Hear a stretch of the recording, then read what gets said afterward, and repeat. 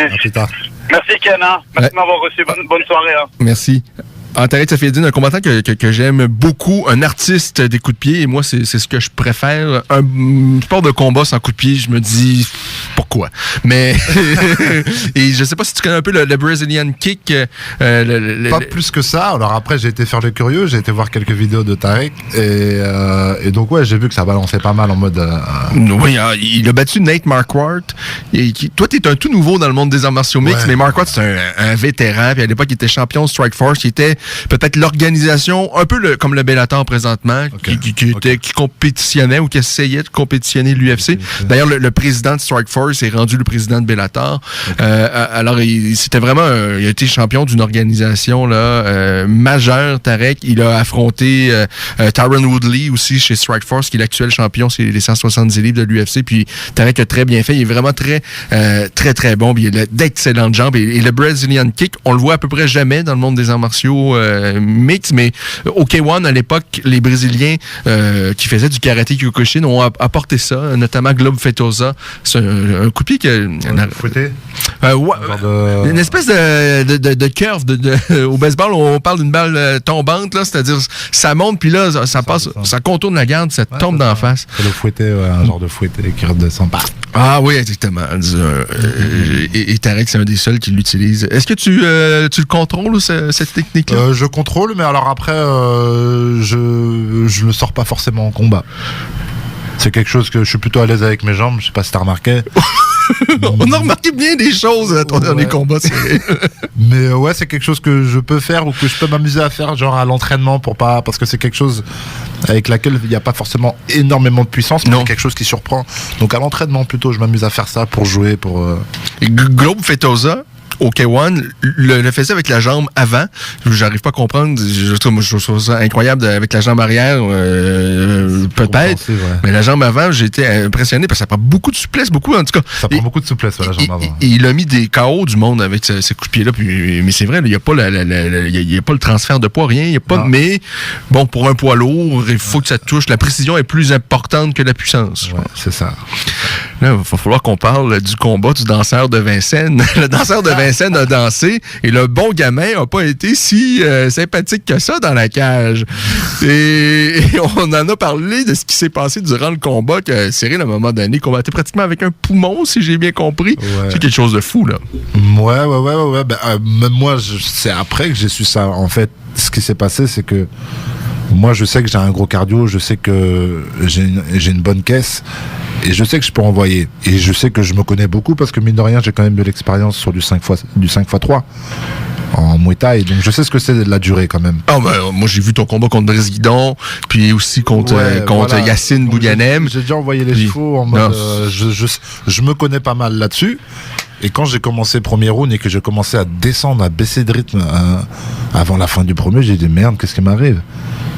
Mais pour autant, j'avais pas encore la douleur. Il n'y a pas de douleur? Il n'y a pas de signe autre? Non. Tu sais, depuis au tout début, le premier front kit que je mets, je me luxe le pouce. Tu sais ça ou pas? Le pouce, non? Le pouce d'orteil. Le pouce d'orteil, oui. Le pouce d'orteil, pardon, excuse-moi. Et malgré ça, j'ai continué. Donc la douleur avec l'adrénaline, c'est quelque chose, en tant que combattant, on arrive à mettre ça en arrière, quoi. Et donc la douleur, je la sens pas forcément. Quand je retourne dans mon coin, le King, mon coach, Lopez, Fernand, il voit très bien. Ah oui, c'est là qu'il me connaît aussi. Il me connaît très bien. Et il voit que je suis pas comme d'habitude. Normalement, moi, quand je rentre dans mon coin, je peux discuter avec lui. On va discuter. Et là, j'étais en recherche de souffle. J'étais en recherche perpétuelle et ça venait pas, quoi. Et genre, la minute se passe, je repars, j'ai rien récupéré. Quand je repars, j'ai rien récupéré. C'est limite pire que quand j'ai arrêté. J'ai dit, ben merde. Pourtant, moi, je récupère vite, hein. Mais quand je repars, j'ai rien récupéré. Donc, toute manière, dès que je suis rentré dans le coin, le King, Fernand me dit ok, la prochaine minute quand tu vas rentrer, il essaie de me faire boire, mais même boire, j'ai pas envie, il faut que je respire. Il me dit la première minute que tu vas faire, tu vas tourner. Et donc quand le deuxième round commence, je tourne, je fais que ça en fait. Mais à ce moment-là, vous connaissez absolument pas la gravité de... Non, mais à ce moment-là, je suis pas blessé. À ce moment-là, pour lui ou pour moi, je suis pas blessé. Mais je me trompe pas, ça aurait pu être très très grave. Ça aurait pu être très grave. Ça aurait pu être très grave si j'arrêtais en insuffisance. si j'avais tombé en insuffisance. Mais on va pas parler de gravité parce qu'il n'y a rien eu, donc c'est tant mieux. Dans ma malchance, je pense que j'ai eu de la chance aussi. Et donc on essaie de terminer le combat comme on peut, on essaie de mettre des accélérations, notamment la dernière, je la mets, mais à la fin, je lève même pas les bras parce que j'arrive pas à lever les bras parce que j'ai mal, je commence à avoir une douleur. Je me sens comme recroquevillé en avant, quoi. Comme s'il y avait une pression... comme si compressé là, comme si j'étais compressé, comme si je sais que ça peut arriver quand on tombe, on chute d'une petite hauteur sur le dos. Je sais pas si ça a déjà eu ça même étant jeune. Bon, on peut l'essayer. Mais genre t'es en mode ouais. En recherche de souffle, t'es comme ça, et t'es un peu penché en avant comme ça. Et d'ailleurs à la fin, quand le speaker me pose des questions, ben je parle comme ça, quoi. ça sort pas là.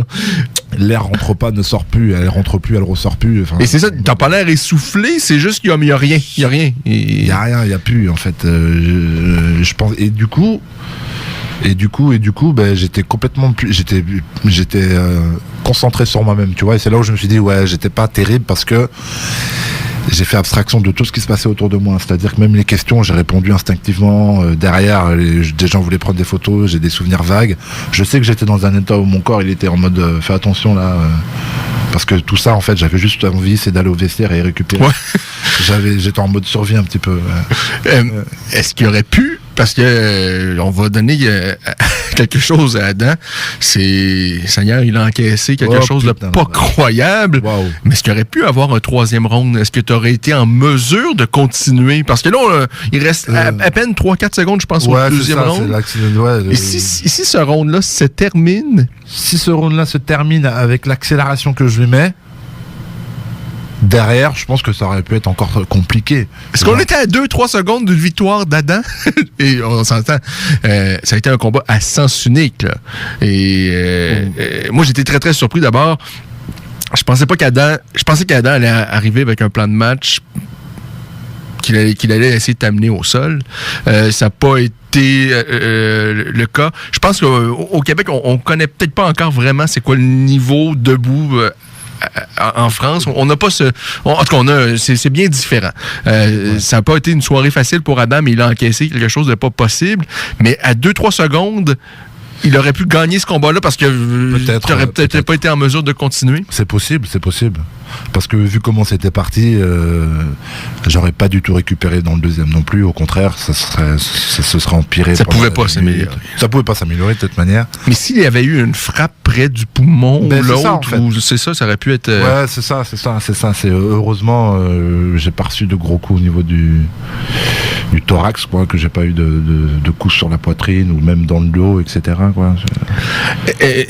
J'imagine qu'après chaque combat, il y a peut-être une petite remise en question. Et là, on peut pas gagner plus un combat que tu as fait le 21 septembre dernier. Ça s'est vraiment bien passé.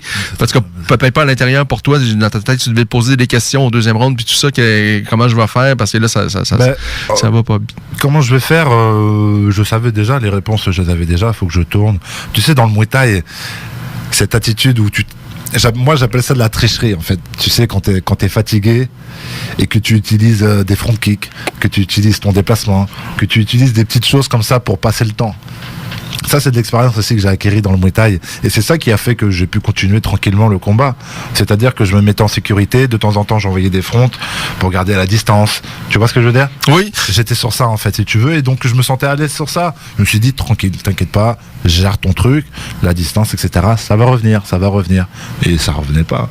Mais ce qui est fou, c'est d'un œil extérieur, on avait l'impression qu'on assistait à un récital, un virtuose qui avait un Stradivarius qui était en plein contrôle de ce qui se passait et ça allait très bien, puis que tu survolais un peu la cage tellement ça allait bien, mais est-ce qu'il y avait un peu de... Il devait avoir un peu de panique là, au deuxième, ou non? Non, pas de panique, non, pas de panique. Non, j'ai pas eu de moment de panique. As-tu été en mesure d'apprécier ce combat-là C'est juste à la fin où j'ai vraiment pas apprécié en fait, parce que j'ai pas eu le choix en fait.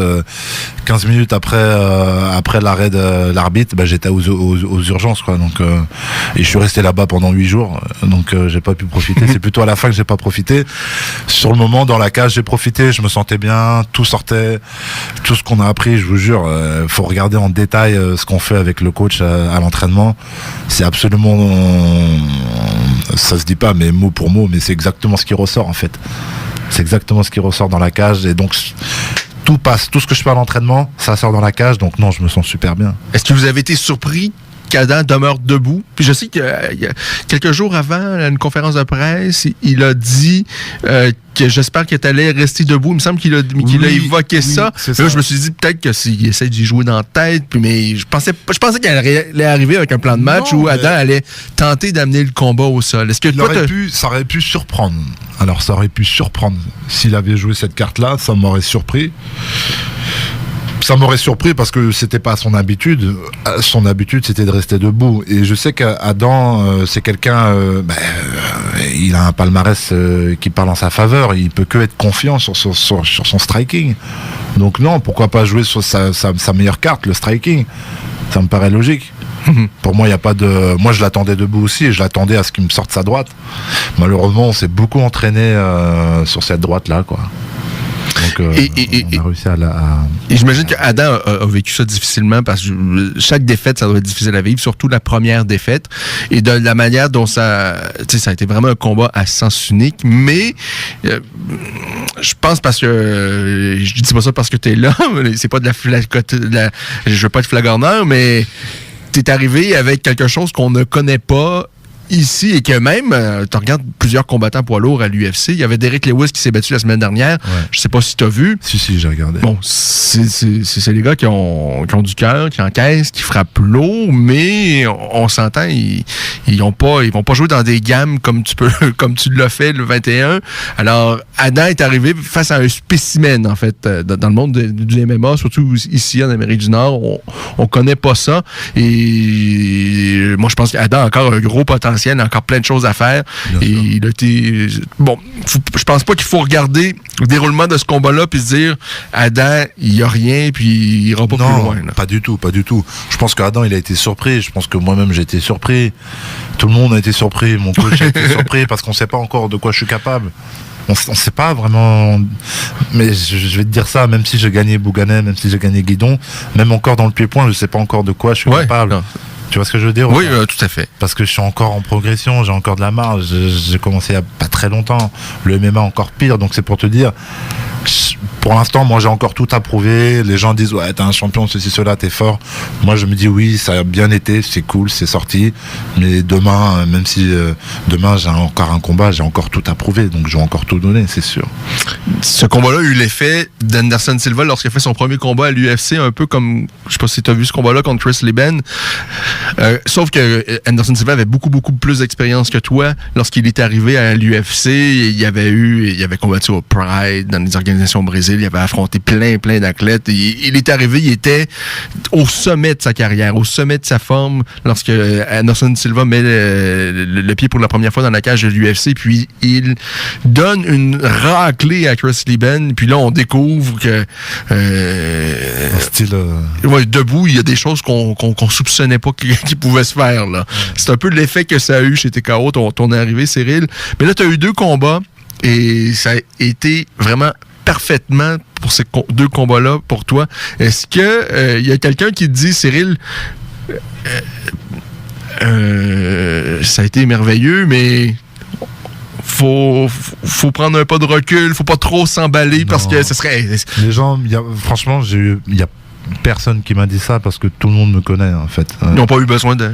Voilà, exactement. Les gens savent très bien comment je suis et comment je resterai, parce que je sais que j'ai encore, comme je te dis juste avant, j'ai encore tout à prouver, donc non, pas du tout. Personne ne m'a sorti ce genre de phrase, pas une seule fois. Les gens savent que voilà, je suis pas en mode je suis une star, non, pas du tout. Non, mais t'as prouvé. Mais t'es encore jeune. Je suis jeune. Ça t'inquiète pas du tout. qu'à un moment donné, quand tout le monde te dit « t'es beau, t'es fin, t'es incroyable », puis c'est un peu ce que t'as fait jusqu'à maintenant, lors de tes 2 présences chez TKO. Est-ce que ça me fait peur? À un moment donné, ça te monte à la tête. Non. Pas du tout? Non, franchement, moi j'ai les pieds sur terre, j'ai un coach qui a les pieds sur terre, j'ai une femme qui a les pieds sur terre, j'ai la famille qui a les pieds sur terre, j'ai des amis qui ont les pieds sur terre, qui ont parfois certains du succès dans la musique, dans ça, mais qui ont les pieds sur terre. Je suis entouré de gens vraiment bons et c'est ça qui est important. Ouais. Moi, pour moi, c'est ça qui est important en fait, pour le succès et pour durer dans le succès.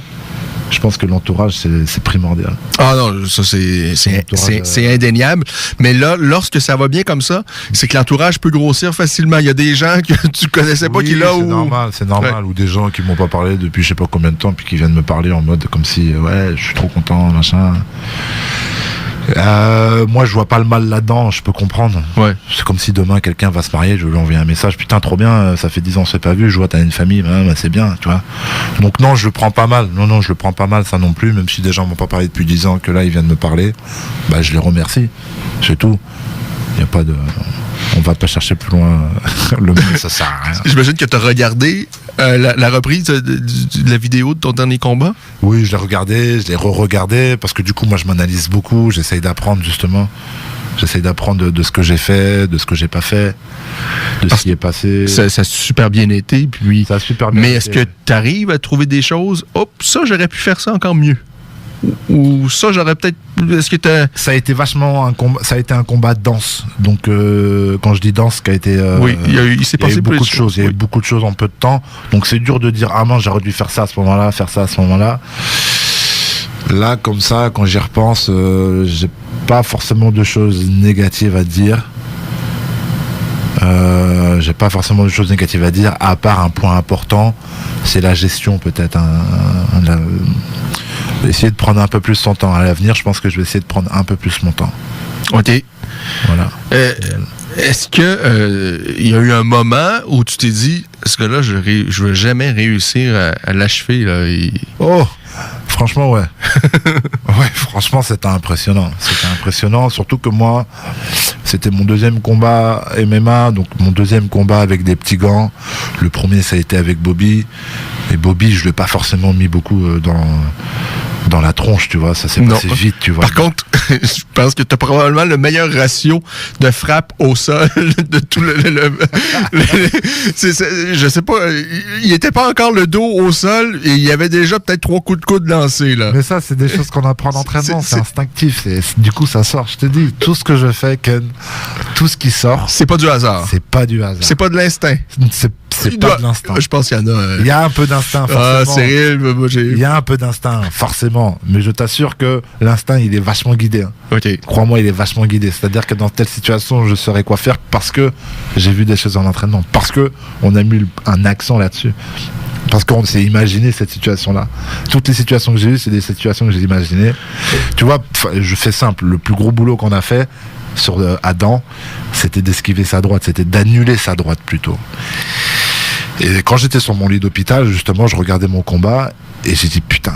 Et même moi, je me rends pas compte, mais que je reprenais au ralenti. C'est quand il y avait des ralentis que je vois exactement le boulot qu'on a fait avec Fernand que je reproduisais. C'est-à-dire que quand Adam faisait son fameux gauche-droite, à l'entraînement, c'est ce qu'on faisait avec le coach. C'est-à-dire que sa gauche, je la touchais. Donc je prenais contact avec ma main droite sur sa gauche. Directement, ça partait en blocage avec mon coude. Et 3, ça remisait. Je sais pas si tu as vu cet enchaînement-là, il est passé, c'est là où je l'ai touché plusieurs fois. Alors, tu t'aurais fait ça tellement souvent à l'entraînement que c'est rendu, c'est ancré en toi. Je n'ai jamais sorti ça avant dans un combat, parce que déjà d'une, j'étais pas dans les MMA, donc c'est différent, tu vois. Ouais. Je n'ai jamais sorti ça dans un combat. Même en sparring, je n'ai pas sorti ça. En fait, ça c'était une phase qui devait arriver plus tard. Mais comme ce plus tard-là, il est arrivé plutôt à cause de mon cardio. Parce que normalement, je devais tourner, toucher. Finalement, je voyais que je pouvais plus trop tourner à cause de mon orteil, à cause de mon poumon. On est passé sur la 2e étape qui devait arriver ou pas, mais j'ai mis en place, c'était faire le schizophrène et rentrer dans le... tout le monde a peur de sa droite. Moi, justement, je devais faire c'est des choses qu'on a appris. Tout ça, je suis en train de te dire, c'est des choses qu'on a calculées avec Fernand. Vous aviez calculé qu'à un moment donné dans le combat, peut-être tu seras plus capable de tourner autant, puis qu'il va falloir faire du rentre-dedans. Au-delà d'être capable, ou de plus être capable, c'est-à-dire, on va le surprendre. C'est-à-dire, il va pas comprendre, en fait. Je vais être loin, je vais être proche, je vais être loin, je vais être proche. Il va pas comprendre. Et c'était sur ça qu'on avait travaillé. Et je te dis, cet enchaînement-là, en mode, le bras gauche toujours levé pour cette droite-là, pour annuler sa droite. 1, 2, 3. Et je l'ai fait plusieurs fois dans le combat, tu regarderas. Et c'est subtil parce que là, sa gauche, je la touche à peine comme ça, mais ça me donne un visuel, en fait, un top départ. Et ça fait 1, 2, 3. Et à chaque fois, ça touche. Je te jure, il n'y a rien au hasard. C'est pour ça que je t'ai dit, il y a de l'instinct, mais l'instinct, il est guidé de fou avec Fernand. Et c'est pour ça que je suis content, et c'est pour ça que je pense que on a encore beaucoup de boulot à faire, et que je pense qu'on a encore beaucoup de route à faire. Ça passe bien, ça matche bien humainement, sportivement, professionnellement. En tout point, on est à 100% avec Fernand. Fernand, il y a quand même beaucoup d'expérience. Vous avez des gars du MMA Factory qui se battent à tous les week-ends un peu partout à travers la planète. Ouais. Et ce qui m'a impressionné, c'est il a encore l'air d'un enfant à la pesée lors des conférences de presse. Il a l'air à s'amuser, pas possible. En fait, ouais, il est encore humain.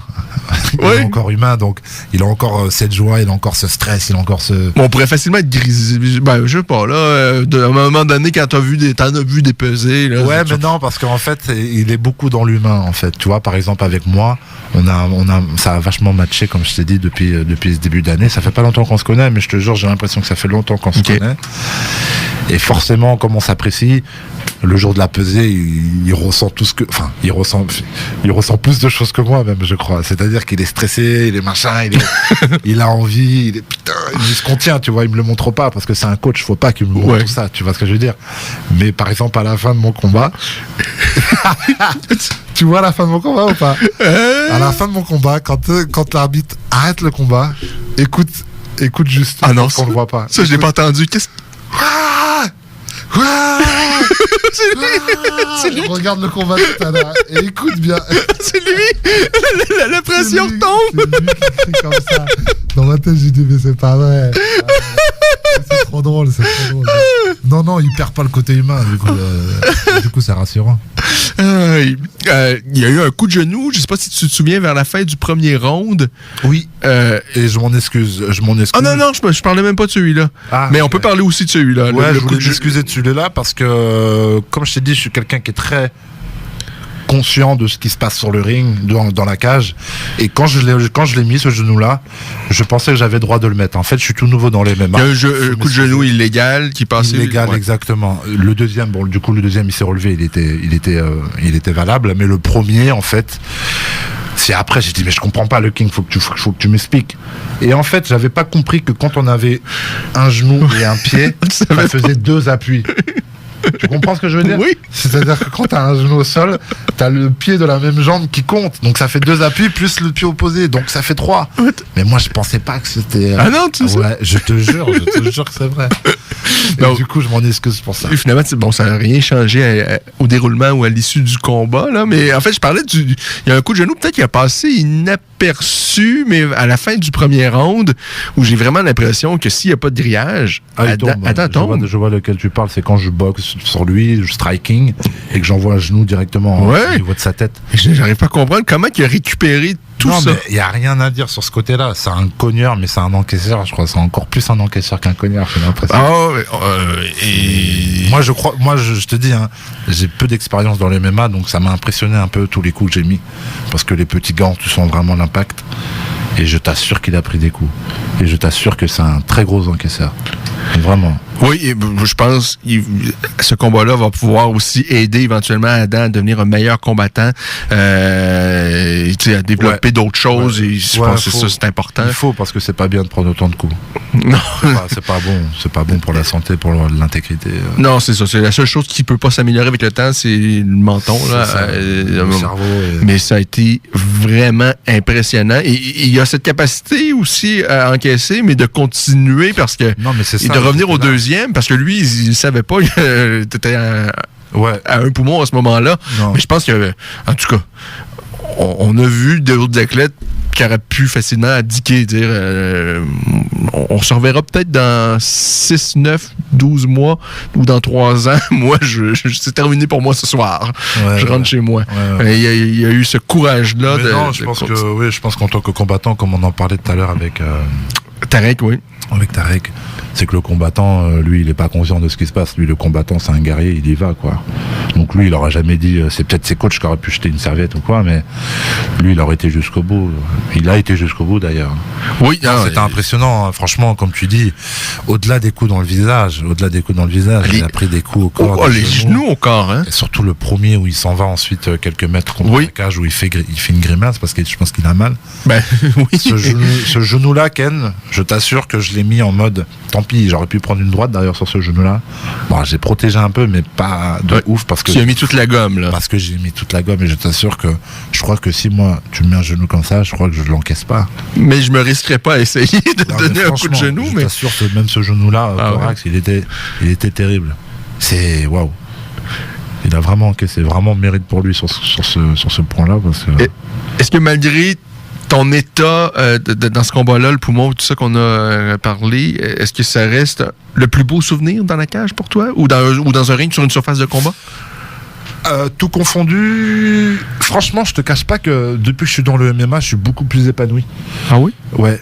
Ben, je sais pas, cette boxe moderne où tu peux faire un peu ce que tu veux. Parce que t'as même pas l'air d'un combattant de Muay Thai dans une cage.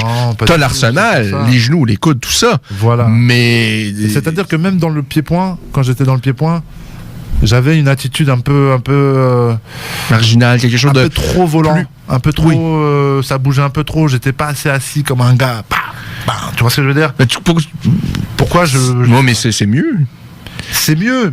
C'est mieux, mais c'est pas dans les. C'est pas dans la tradition d'être plus linéaire.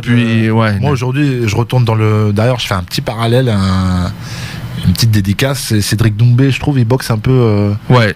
Tu vois, et c'est pour ça. Il travaille plus en angle, puis ça bouge beaucoup plus. Voilà. Donc je pense que pour les MMA aussi, ça pourra marcher si jamais il décide vraiment de s'investir là-dedans. Je pense que ça pourrait marcher pour lui parce que. Et du coup, moi, si je retourne sur le ring.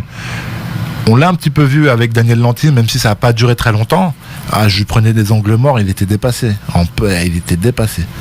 Et je pense que c'est du coup quelque chose que j'ai appris avec Fernand et que je vais garder à vie, ça c'est sûr. Est-ce que c'est 100% MMA actuellement ou il y a d'autres possibilités? 100% MMA. 100% MMA? 100% MMA. Est-ce que ça peut aller tellement vite chez les poids lourds, surtout? Parce que dans d'autres catégories, par exemple celle où Doumbé probablement voudrait combattre en arts martiaux mixtes chez les 170, peut-être même qu'il peut descendre à 155, probablement qu'il peut descendre à 155, je pense que c'est 70 kilos, peu importe. Là, il est à 77, je pense, kilos, 175, un peu plus que 77 kilos, mais bon, mais moi je pense qu'il est un peu trop petit, mais peu importe. Mais c'est-à-dire le niveau est beaucoup plus relevé dans ces catégories de poids-là, alors que chez les poids lourds, il y a plus de place, ouais. Parce que tu as 2-3 poids lourds, mais à part ça, c'est. Tu parles d'où? Je parle partout. 2-3, t'abuses. Dans l'UFC. Derek Lewis a un combat de championnat et j'y enlève rien. Là. Il frappe comme une mule. C'est un bon encaisseur. Non, pour leur défense, j'ai l'impression qu'ils n'étaient pas là ce jour-là. Je crois qu'ils valent mieux que ça. Je suis pas encore expert, c'est vrai que tu vois, je me penche depuis quelques mois sur l'UFC, le MMA, tout ça, et j'essaie de m'intéresser de plus en plus. Et du peu que j'ai vu, Volkov, déjà, j'ai pas compris ce qui s'est passé. Je comprends pas pourquoi il termine pas. Quand tu vois un gars en face de toi qui prend un jab, qui se tient son œil, qui prend un deuxième dans le œil, qui se tient son œil, le mec est pas là, tu vois. Et pourtant, il visera pas le mois prochain, Derek Lewis. On avait l'impression déjà avec Francis, c'était bizarre. Là, encore une fois, c'est bizarre. Donc, je sais pas. Je pense qu'il est pas dedans, mais ça n'enlève rien aux capacités, tu vois, à la dangerosité qu'il peut avoir. Il est très dangereux. Voilà. Ça, c'est indéniable, mais unidimensionnel. Il a tenté, je pense, 2 amenés au sol dans ce combat-là. C'est vrai, non, c'était pas terrible. Et moi, j'ai fait un peu d'arts martiaux. J'ai fait des arts martiaux assez longtemps. Je fais un peu de grappling, mais j'ai une lutte misérable. Là. Je suis le pire lutteur sur la planète, mais je suis capable de dire tu sais, c'est embarrassant. T'es à l'UFC, t'es supposé être un top 5 poids lourd, et tu vas de l'amener au sol comme ça. C'était pas terrible. Wow. Non, c'était pas terrible du tout. Mais non, c'est vrai, c'était pas ce jour-là, ce combat-là, je pense qu'il a effacé aussi. Il faut l'effacer de la mémoire des gens. C'était pas terrible, je suis d'accord. Mais je pense que ça demeure quelqu'un qui a pas beaucoup d'outils. Mais en même temps, t'as pas besoin d'en avoir tant que ça.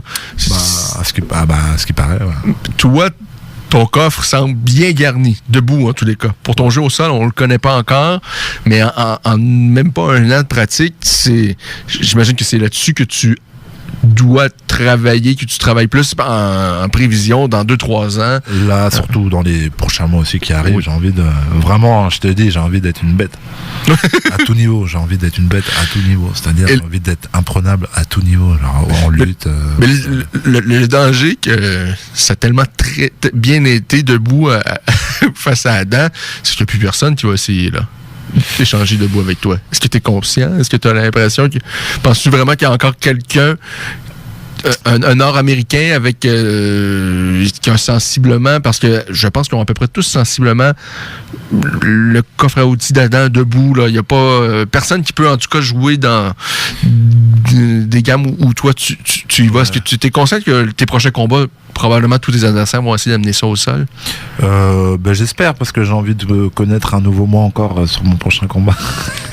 J'ai envie de me découvrir encore moi aussi, tu vois. On se découvre petit à petit, et c'est vrai que pour le prochain combat, j'ai envie de découvrir encore un nouveau Cyril Gane, un nouveau mon gamin, avec une panoplie qui se passe plutôt vers le bas. Ah oui? Bah ouais, bon, j'ai mis une soumission sur le premier combat. Mais pas le dos au sol. Pas le dos au sol. Faut jamais aller là. Hein? Jamais. Non, jamais. C'est pas. Non, jamais. Ça sert à rien, ça. Mais prendre des coups de coude au sol, le dos au sol. Quand je regarde cette perspective-là, là, ça te donne pas le goût de dire, hey, moi, j'aurais dû rester au football, là, ou... Non, pas du tout. Franchement, j'ai tellement pas... déjà, si tu fais ce sport-là, faut pas avoir peur de ça. Mais quand je te dis que j'ai tellement pas peur de ça... Parce que déjà, je pense que j'ai une boxe où j'évite beaucoup ce genre de choses. Et on travaille à l'entraînement beaucoup pour éviter ce format-là, tu vois. Genre... Ouais. Là, ton prochain combat, c'est supposé au mois de février, ici encore à Québec, au centre Vidéotron. Cool. Est-ce que vous avez déjà discuté d'adversaires potentiels? Non. Non. J'ai pas aucunement... OK. Est-ce que tu sais quand est-ce que tu peux reprendre l'entraînement à 100%, là, l'entraînement à 100% pour le MMA? Je pense que quand je vais revenir, là, j'ai repris un tout petit peu de vélo, là. J'ai fait 2 petites séances de vélo. Mon corps, il réagit super bien, mes poumons aussi. Je monte pas trop le cardio, mais je me sens très très bien. Ce que je veux éviter, c'est de recevoir des coups. Donc j'étais parti vite fait au Nova Gym. Il y avait Barrio qui était là-bas, qui voulait dire viens, on tourne un peu, mais non, parce que je veux pas recevoir de coups surtout, en fait. Et donc je vais pouvoir rentrer à la fin. Je veux pas rester un mois de plus à Québec. Ça fait depuis le 13 septembre que je suis là. Et donc non, je veux rentrer, et quand je vais rentrer, malheureusement, je vais repartir très vite au Sénégal, parce que je vais initier, je vais tous les ans au Sénégal pour initier un peu justement la boxe pied-point. Ah oui? Ouais, plus le Muay Thai à Dakar précisément, et aux alentours de Dakar, dans les banlieues. C'est une semaine intensive où chaque soir on est ailleurs. On est là. Et les gens sont super friands de ça, parce que tu sais, là-bas il n'y a pas trop de moyens, et il n'y a pas trop de choses mises en place pour eux, pour toutes ces choses-là, et pourtant il y a un potentiel énorme physiquement. Et donc nous, on a une petite session avec des gars de France, avec mon ami Baba, avec Dani Njiba, avec Nawel Tita, des boxeurs de Muay Thai. Une session Muay Thai où on va là-bas et on essaye d'initier et de donner un peu d'amour à ce sport-là, parce que là-bas c'est principalement de la lutte, mais ce serait bien qu'ils prennent pas mal de pieds-points, et derrière ça forcément une boxe moderne pourrait... Et pour les jeunes en plus, c'est parce que ça coûte rien de pratiquer le Muay Thai, là. C'est pas comme... Ça coûte rien. Pas comme jouer au hockey sur glace, là où ça prend de l'équipement. Moi j'ai un garçon, je sais. On est d'accord, ça coûte rien, seulement il n'y a pas de... Merde, je trouve pas mes mots, il n'y a pas de... choses mises en place pour eux, en fait. Il manque juste la structure. La structure, pardon, voilà, c'est ça. Il n'y a pas de structure. Et donc, nous, on essaye de venir. Et d'ailleurs, je vais citer l'association Lion Earth. Si vous voulez regarder sur Internet, un peu partout, Lion Earth, MMA Africa. Il y a Ken Velasquez qui y a participé. OK. Ouais, comme gros nom. Là, alors, j'ai oublié son nom, quel manque de respect. Il y a un autre Français qui est parti là. C'est pas Cheikh Congo, c'est pas lui, mais. Cheikh Congo aussi. C'est lui? Il se bat ce soir en plus, hein, Cheikh. Il se bat ce soir. Cheikh Congo a fait aussi un petit message sur son profil il y a pas longtemps là, sur son profil Instagram, pour donner de la force justement à cette assoce là. Et c'est quelqu'un qui est dans l'ombre. Ok, c'est pas le nom que tu cherchais. Armand Rupert, qui est quelqu'un qui est vraiment dans l'ombre, qui organise tout ça, et chapeau parce que c'est vraiment un but non lucratif. Moi, j'ai toujours payé mon billet, mon logement, etc. Ah, t'es sérieux? Ah ouais, vraiment, c'est vraiment. Au moins, c'est ce que je disais la dernière fois avec mon ami, au moins, parce qu'il y a tellement de gens, de professionnels avec qui ils démarchent, mais qui demandent de l'argent, etc., etc. Je me dis, au moins, ça sélectionne les gens qui ont vraiment envie de le faire, quoi. Tu vois, qu'ils le font pas pour l'argent, mais qu'ils le font avec le cœur. Au moins, c'est bien, tu vois, ça sélectionne, ça fait un filtre. Et il y a vraiment que des bonnes personnes qui vont là-bas, et moi, je suis vraiment heureux d'aller là-bas chaque année pour une expérience enrichissante, parce qu'on donne, mais en même temps, on reçoit, on rencontre des gens. Exactement. C'est des jeunes de quel âge, à peu près? De tout âge. OK. C'est principalement des jeunes, mais ça part depuis tout petit. On a des phénomènes déjà à 4-5 ans. Une petite fille là, je me rappelle d'elle. C'est wow. Ouais. Et ça fait quoi, 2-3 ans que tu fais ça ou... Même pas, c'est la deuxième année que je fais. Mais la session a déjà avait commencé sans moi. OK. Et moi je l'ai pris en route. Et j'imagine là, t'es curieux peut-être si tu vas revoir des jeunes que tu as vus là, c'est sûr. Il y a des jeunes qui se déplaçaient dans chaque ville, chaque quartier, partout, chaque soir. Ils s'en foutaient. Il fallait faire de la route et ils venaient. Ils voulaient être là tous les soirs pendant une semaine. Est-ce que tu vas amener ta ceinture? Je sais pas, ça prend de la place. je sais pas trop. Je pense pas que je vais l'amener. Je suis pas là-bas pour montrer qui je suis plutôt là-bas pour donner, tu vois. Je sais pas. Ouais. Ils peuvent voir sur les réseaux, sur Facebook, la plupart m'ajoutent. Moi, j'accepte tout le monde, donc. Est-ce que quelqu'un sur la planète que tu refuserais? Non, même pas une mauvaise personne. Parce que en fait, si tu veux, moi je suis un bon gamin. Je suis un bon gamin et je pense qu'à partir du moment où tu dégages un soupçon de je sais pas, d'un mauvais sentiment, que ce soit de la haine, de la jalousie ou de la méchanceté ou du refus, ne serait-ce que le sentiment de refus. Ouais. Ça engendre. Le dialogue est payant, même avec quelqu'un où tu sais. Moi, j'ai rien à surtout, j'ai rien à gagner à ne pas faire ci à quelqu'un ou ne pas accepter quelqu'un ou d'être pas bon avec quelqu'un, même si cette personne était mauvaise avec moi. Au contraire, je te jure, je vais faire la personne bête, je vais faire comme si je l'aimais bien et c'est comme ça que je fonctionne. Alors, ça passait trop vite, Cyril. Ouais. Un grand merci à toi. Mais de rien, et merci puis, à toi. On a hâte de te revoir au mois de février prochain. Ouais. Là, bonne route. Tu vas pouvoir repartir chez toi dans les prochaines semaines, les prochains jours. Tu dois aller compter. Là. Ouais, t'as pas de date encore fixée. Encore une dizaine de jours. Il n'y a pas de date de fixée. Je vais faire encore des derniers diagnostics, des derniers check-up. Et ensuite, je pense que je vais pouvoir normalement partir d'ici le 22, 23, 24. Ah, c'est complètement... Enfin. C'est complètement fou cette aventure-là, parce que toi, tu ne doutais pas du tout, tu ne pouvais même pas envisager ça lorsque tu es arrivé à Québec. Pas du tout. pas du tout.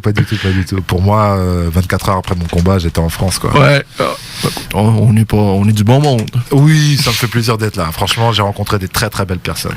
Un grand merci, Cyril Gann, et puis à très très bientôt. Nous, on se fait une pause. Au retour, on va parler à Kenny Victor Cherry. Restez des nôtres. Dans quelques instants, on est de retour.